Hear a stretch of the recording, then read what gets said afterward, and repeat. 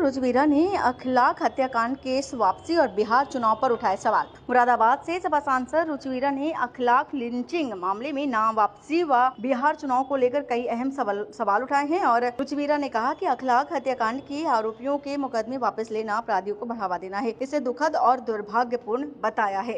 Ma'am, विश्व हिंदू परिषद के person है विनोद बंसल, उनके द्वारा एक बयान आया है कि डॉक्टर्स को लेकर दिल्ली में हुए ब्लास्ट के बाद जो डॉक्टर्स की कनेक्टिविटी मीटिंग आई है, डॉक्टर गिरफ्तार भी किए गए। तो उनका कहना है कि हिंदू पेशेंट मुस्लिम डॉक्टर्स के पास दवाई लेने ना जाए।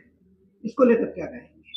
अगर कोई किसी भी कम्युनिटी में एक व्यक्ति अगर गलत हो तो उसकी सजा या पूरी उसकी मतलब कम्युनिटी को बदनाम न किया जाए। कहीं भी कोई भी किसी भी धर्म में किसी भी मजहब में बहुत सारे अच्छे लोग होते हैं। अगर एक आध कोई उसमें दोषी भी है या वो गलत भी है तो उसे पूरे सोसाइटी को या पूरे मतलब समाज को या पूरी बिरादरी को या पूरी एक कम्युनिटी को उसके लिए दोषी न बनाया जाए। और इस तरह की चीज़ों को सरकार को बढ़ावा नहीं देना चाहिए, बल्कि सौहार्द बनाने के लिए क्या किया जा सकता है उसकी कोशिश होनी चाहिए। जो इस तरह के बयान दे रहे हैं वो देश को समाज को तोड़ना चाहते हैं, ना कि जोड़ना।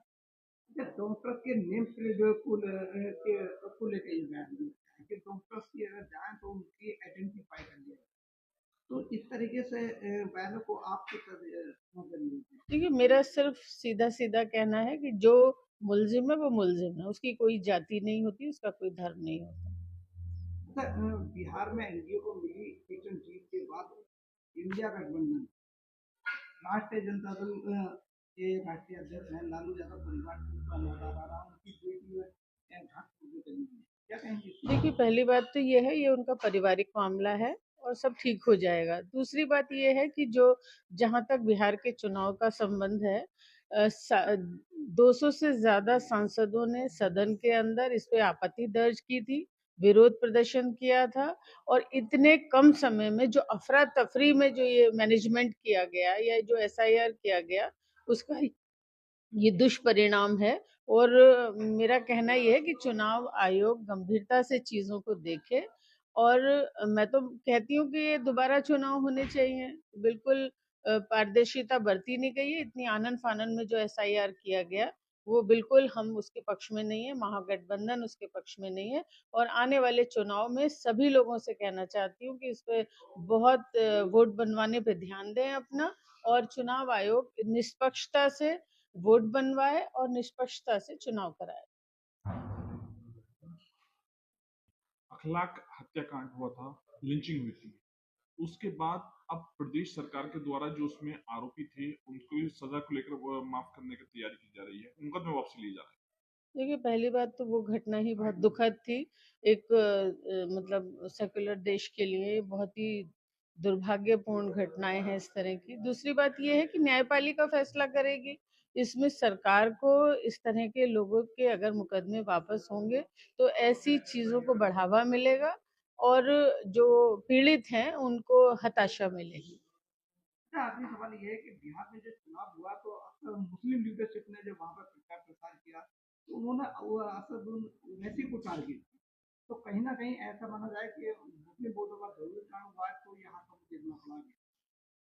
देखिए, ये तो सबको ही पता है, जो भी वोटों का बिखराव होगा अगर तो नुकसान होगा। महागठबंधन के साथ सभी, चाहे पीडीए के लोग हों, चाहे मुस्लिम समाज के लोग हों, चाहे जो शोषित वंचित जो लोग हैं जिनके लिए लड़ाई लड़ी जा रही है, उनको मतलब संगठित होकर वोट देना चाहिए। जो लोग इसमें मतलब गुमराह कर रहे हैं लोगों को, तो ऐसे लोगों की वजह से ही इस तरह के परिणाम आते हैं। एक सवाल आखिरी ये है कि समाजवादी पार्टी के राष्ट्रीय अध्यक्ष उन्होंने कहा है कि एसआईआर यूपी में नहीं होने देंगे, तो वहीं कांग्रेस ने उनका समर्थन किया है कि यूपी में वोटों की डकैती नहीं होने देंगे। तो क्या इस एजेंडे को राष्ट्रीय स्तर पर लेके जा रहे हैं 2027 के चुनाव से पहले? देखिए, जैसे मैंने पहले कहा, महागठबंधन ने, समाजवादी पार्टी ने, कांग्रेस ने, सब लोगों ने इसका विरोध किया है। बंगाल में भी इसका विरोध हो रहा है और हमारे राष्ट्रीय अध्यक्ष जो फैसला करेंगे, अगर विरोध की उनकी नीति है, और जैसे कि हमेशा पूर्व में भी रही है, तो हम सब लोग उसका डट के जो है मुकाबला करेंगे और उसे चाहेंगे कि इसमें बिल्कुल पारदर्शिता से वोट बने, क्योंकि वोट देना किसी भी हिंदुस्तानी नागरिक का अधिकार है और उससे कोई भी उसे वंचित नहीं कर सकता। मैम एक सवाल छोटा सा ये है कि भाजपा नेताओं के बयान आ रहे हैं कि ये बिहार से चला विजय रथ,